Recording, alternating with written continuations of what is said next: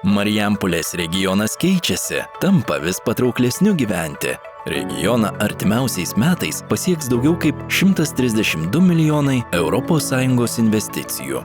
Jos nukreiptos į kokybiškesnes ir labiau prieinamas socialinės, švietimo ir sveikatos paslaugas, vandens tiekimo ir nuotekų infrastruktūros gerinimą, gamtos ir kultūros objektų pritaikymą lankymui, investicinių sklypų pritaikymą, saugų ir darnų judumą bei tvarią aplinką. Kazlų Rūdoje plečiamos ikimokyklinio ugdymo paslaugos, kad į darželį galėtų patekti kiekvienas mažylis. Lopšelyje darželyje Pušelė įrengiamos naujos erdvės, kuriuose bus įkurta 40 naujų ugdymo vietų. Tokie projektai, kada tėvams suteikiamos galimybės užtikrinti savo vaikui vietą darželyje, padeda iš tiesų suderinti šeimos gyvenimą ir darbą. Nenaudojamas darželio pastatas taps aktyvia, modernia ugdymo veikla ir žinoma, kad tai prisidės ne tik prie Kazlų Rūdos miesto patrauklumo, bet ir apskritai prie viso regiono patrauklumo didinimo. Įgyvendinus projektą sutrumpės laukiančiųjų eilės, bus sukurta moderni, saugi ir ugdanti aplinka, atliepianti Kazlų Rūdos savivaldybės šeimų poreikius. Kalvarijoje numatoma statyti naujus modernius socialinės globos namus senjorams, kuriuose bus 40 vietų. Naujasis senelių globos namų statinys iškils Kubiliaus gatvėje 43, naujai suformuotam žemės sklype, 2,6 hektarų plote, 4 korpusų, 1 aukšto, pilnai aprūpytas energija. Manau, kad ten įsikomponuoti miesto plėtrą kokybinė prasme, nes naujas pastatas.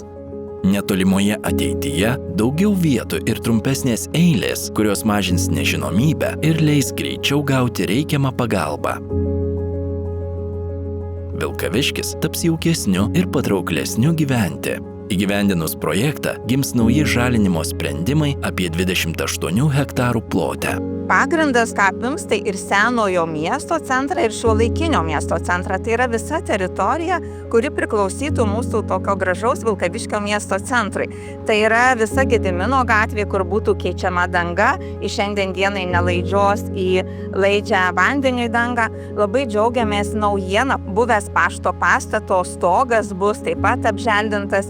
Šaligatviai bus taip pat keičiami lietui pralaidžia danga ir tai numatyta atnaujinti ne tik tai pačią dangą, bet ir įrengti tą tokią draugišką gamtai infrastruktūrą. Šakių rajonas – poniškų privilegijų kraštas ir dvarų sostinė.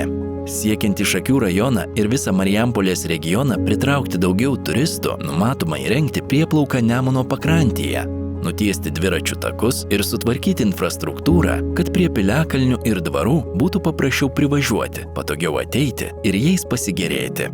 Būtent Paštaičių piliakalnyje pagerės turizmas, pagerės susisiekimas, bus visi keliai išasfaltuoti, neliks nei vieno žvyrkelio, kuris susisietų su krantine, palengvins susisiekimą pramoginių laivelių turėtojams, o gyventojams taip pat bus ir ne tik ir ekonominė, turistinė nauda, taip pat ir galimybė patogiai ir patiems patekti į lankomus objektus.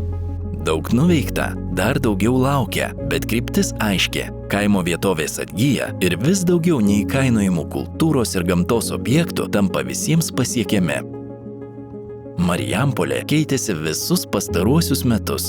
Miesto aikštė tapo vieta susitikimams ir šventėms, parkai atgyjo, o gatvės patogesnės kelionėms. Žmonėms čia tapo lengviau judėti, ilsėtis, gyventi. Man asmeniškai šitie pokyčiai, kaip ir čia visiems gyvenantiems žmonėms, reiškia gyvenimo kokybę. Tos visos erdvės, kurios buvo sukurtos ES investicijų dėka, tapo gyvos, jose vyksta kultūros renginiai. Tiesiog bendruomenė išėjo į miestą ir naudojasi tą infrastruktūrą, kurią visi galim didžiuotis ir džiaugtis. Bet darbai nesustoja. Formuojamos naujos teritorijos investicijoms, brėžiamos naujos jungtis, planuojami tinklai, nauji keliai.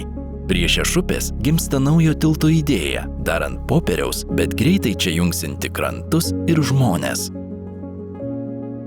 Vilkaviškio ir Vokiečių gatvių sankirtoje, vietoje, kuri ilgus metus buvo viena pavojingiausių Marijampolėje, šiandien sukasi naujas žiedas. Eismas tapo sklandesnis, o kelionės ramesnės visiems.